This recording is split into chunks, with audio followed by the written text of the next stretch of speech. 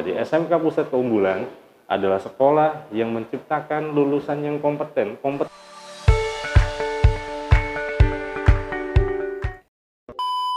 Assalamualaikum warahmatullahi wabarakatuh. Waalaikumsalam. Selamat datang di Fathahillah Channel. Baik, kali ini kita kedatangan tamu yang sangat spesial, yaitu Bapak Kepala Sekolah SMK Plus Fathahillah, yaitu Bapak Saiful Aziz. Selamat datang, Pak. Selamat datang, Mbak. Bagaimana kabarnya, Pak? Baik. Alhamdulillah. Mudah-mudahan Bapak selalu sehat. Amin. Karena mengingat banyak sekali kegiatan di SMK kali ini, ya, Pak. Betul, Pak. Baik, saya akan membacakan profil dari Bapak Kepala Sekolah, ya, Pak. Ya. Oke, atas nama Bapak Saiful Aziz, ya, Pak. Betul. Tempat tanggal lahir 25 Juni 1985, alamat di Jagapura Lor, ya, Pak. Jabatan sebagai Kepala Sekolah dan riwayat pendidikan MIMM Miftahul Muqtadiin, MTS Negeri Gegesik, MAPK Darussalam Ciamis, S1 Matematika STAIN Cirebon, dan S2 MPI IAIN Cirebon. Oke, langsung saja nih, Pak. Apa sih PK itu dan kenapa SMK Plus Fathahillah bisa menjadi pusat unggulan? Oh iya, ini luar biasa sekali. Terima kasih Mbak Nawal, ya Mbak Nawal atas kesempatannya. Dan saya pengen nyapa dulu nih teman-teman Batur Fathahillah. Batur Fathahillah apa kabar? Sehat semuanya ya? Begini Mbak Nawal, jadi sebelum saya masuk ke SMK Pusat Keunggulan, mungkin penjelasannya akan lebih mudah kalau saya analogikan ya. Begini Mbak, saya pengen masak rendang ceritanya nih. Saya pengen masak rendang. Tahu rendang ya, daging kan? Iya. Nah, saya pengen masak rendang. Saya yakin dengan masakan saya bahwasanya rendang ini rendang yang paling enak. Bahannya tuh terserah saya masukin. Bumbunya juga terserah feeling saya. Kemudian airnya ya terserah saya. Pokoknya ini adalah masakan terenak menurut keyakinan saya, Mbak. Nah, gitu ya. Nah, kemudian ada masalah di sini. Ternyata yang makan rendang saya ini adalah Mbak Nawal. Kemudian bisa saja kan setelah menurut saya enak rendangnya, saya sajikan ke Mbak Nawal. Kemudian Mbak Nawal bilang, ternyata rendangnya nggak sesuai dengan selera saya kok. Ternyata rendangnya ini nggak sesuai ekspektasi saya kok. Dia kurang asin, dia kurang manis, dia kurang segala macam. Di sini ada masalah, Mbak. Masalahnya adalah yang menurut saya benar, ternyata belum tentu menurut Mbak Nawal sebagai konsumen saya itu benar. Iya. Akhirnya ada gap di sini atau ada jembatan yang memisahkan antara persepsi saya tentang makanan yang enak dengan Mbak Nawal sendiri sebagai konsumsi saya. Bayangkan, kalau kemudian saya dan Mbak Nawal bisa duduk bersama, kemudian ngomong, Mbak Nawal pengen rendang yang apa, gitu kan? Iya. Nanti misalkan pengen rendang yang agak asin, pengen rendang yang agak manis, segala rupa. Nanti kita bisa diskusi tentang apa sih keinginannya, resepnya bagaimana kan? Supaya dari resep yang kita diskusikan bersama, terjadilah rendang yang kemudian sesuai dengan keinginan Mbak Nawal. Batur Fathahillah dan Mbak Nawal bayangkan, kalaulah rendang tadi adalah siswa, lulusan SMK, kemudian yang memakai lulusan SMK itu siapa? Industri kan? Industri, iya. Ada Daihatsu, ada segala rupa, ada Toyota, dan seterusnya. Nah, selama ini anak-anak SMK dan sekolah-sekolah itu memasak mereka atau memproses siswanya ini berdasarkan kehendak pribadi manajemen sekolahnya. Hebat menurut pandangan sekolahnya saja. Sehingga setelah lulus, anak-anaknya itu belum tentu sesuai dengan kebutuhan yang diminta oleh industri. Ini masalahnya loh, Mbak. Bayangkan kayak tadi, rendang saya yang saya anggap enak, ternyata oleh Mbak Nawal belum itu nggak enak. Iya. Kan jadi ada miskonsepsi di sini, Mbak ya. Iya, Pak. Nah, sekarang kalau kemudian kita bisa duduk bareng sama Daihatsu, kita bisa duduk bareng dengan industri, kita diskusi, mereka pengennya lulusannya model apa sih? Gitu loh. Mereka pengennya lulusan yang seperti apa skillnya, biar anak-anak ini bisa terserap ke perusahaan, terserap ke industri. Nah, kalau kita sudah duduk bersama dengan industri, kemudian kita bisa diskusi bareng, resepnya bagaimana nih supaya lulusan Fathahillah nih bisa sesuai dengan industri itu. Maka kita duduk bersama, beresi kurikulum bareng, menggodok bareng siswanya supaya output atau lulusannya nanti bisa terserap ke sana. Jadi SMK Pusat Keunggulan adalah sekolah yang menciptakan lulusan yang kompeten. Kompeten ini saya mampu apa, bukan saya belajar apa. Kalau belajar itu kognitif ya, apa ya? Saya belajar apa itu belum tentu mampu. Tapi kalau saya mampu apa, berarti saya kompeten. Saya bisa saya bisa skill ini, saya bisa sesuai dengan keinginan dari perusahaan itu. Ini yang akan dicoba untuk dihilangkan. Gap antara perusahaan, antara sekolah supaya bisa sinkron, masakannya bisa diterima oleh perusahaan tadi, Mbak. Itulah esensi atau substansi dari pusat keunggulan. Menciptakan lulusan yang kuat karakternya, soft skill-nya bagus, ditambah keterampilannya sesuai yang dibutuhkan. Coba bayangin gini, saya pesen bolu ke Mbak Nawal, tapi Mbak Nawal nggak pernah nanya ke saya, bolunya pengennya seperti apa, Pak? Asal buat saja, menurut Mbak Nawal itu bolu yang paling keren. Belum tentu kan menurut saya? Iya, belum tentu. Harus duduk bersama kan? Iya, harus. Sama juga seperti itu, Mbak. SMK itu harus duduk bareng dengan industri. Supaya alumninya itu terserap ke perusahaan-perusahaan tersebut. Itulah esensi pusat keunggulan dengan link and match. Oke, Pak. Lanjut Gitu. ya. Apa keuntungan dari SMK menjadi pusat keunggulan? Keuntungannya, Mbak ya? Iya, keuntungannya. Keuntungannya ada, kalau saya simpulkan mungkin ada 3 macam. Yang pertama gini, sekeren apapun, sebelum saya masuk ke sini gini, ingat lagu Indonesia Raya nggak, Pak? Ingat. Apa tuh? Yang bangunlah jiwanya, bangunlah badannya untuk Indonesia Raya. Betul gitu ya? Iya, betul. Nah, yang pertama itu bangunlah jiwanya. Baru kemudian bangun badannya. Kalau bangunlah jiwanya, berarti kan unsur psikisnya dulu atau unsur karakternya dulu. Jadi di SMK Pusat Keunggulan bukan hanya fisik gedung bangunan atau alat, tapi SDM-nya nanti yang akan digarap habis-habisan supaya gurunya, kepala sekolahnya saya, kemudian staf TU dan seterusnya itu diberikan pelatihan manajerial, pelatihan leadership, pelatihan bagaimana mengajar yang benar sesuai dengan keinginan anak-anak itu seperti apa. Nah, di SMK Pusat Keunggulan bukan hanya gedung dan fisiknya saja Manawar, tapi SDM-nya juga dilatih. Supaya apa? Supaya nggak salah kaprah. Kalau SMK Pusat Keunggulan hanya fokus pada gedung, hanya pada alat, lantas SDM atau sumber daya manusianya nggak dibangun, maka tidak akan efektif. Tapi kalau SDM-nya dibangun, kemudian alat gedungnya komplit, maka insya Allah itu akan bisa sesuai dengan harapan. Sekali lagi, keunggulan dari SMK Pusat, manfaat untuk menjadi SMK Pusat Keunggulan adalah menaikkan atau melejitkan sumber daya manusia, termasuk guru, termasuk nanti kepala sekolahnya, agar lebih bisa berinovasi. Selain itu, nanti akan ada ruang praktik nih, kita lagi bangun ruang praktik TKR nih, Mbak.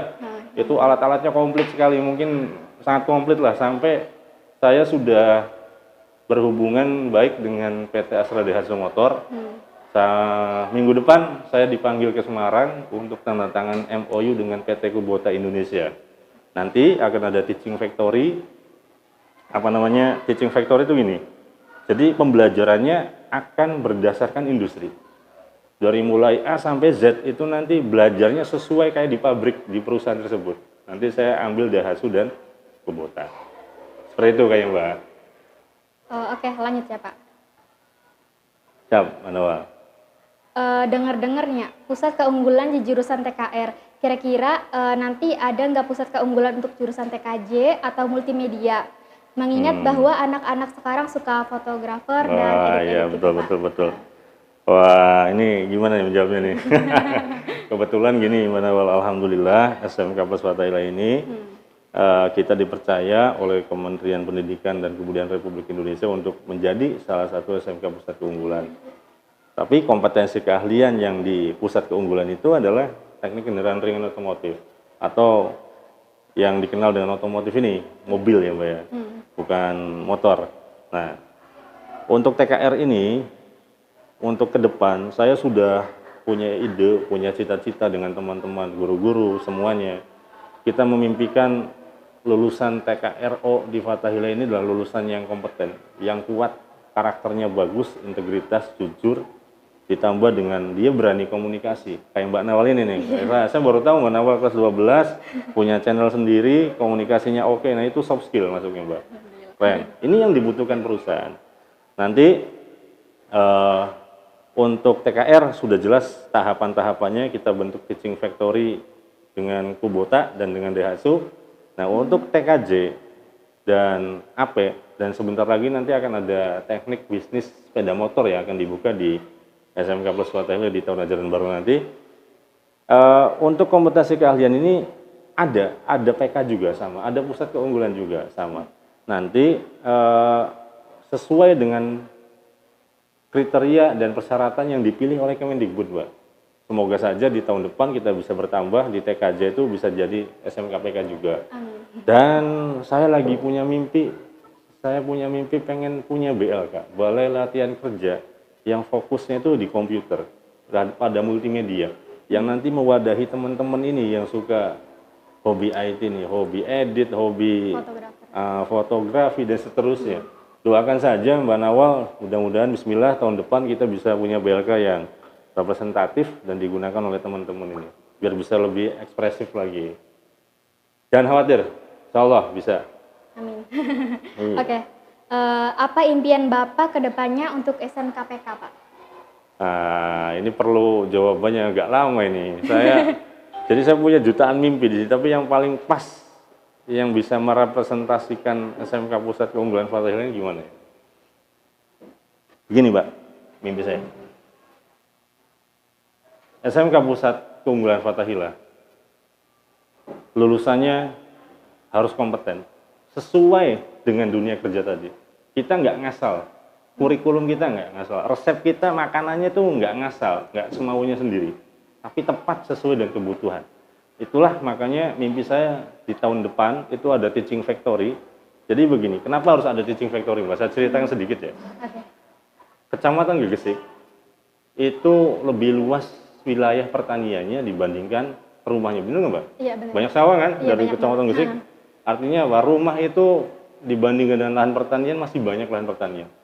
Nah, para petani ini menggunakan alat-alat pertanian kayak kombain untuk panen kan, ada alat pemotong dan seterusnya.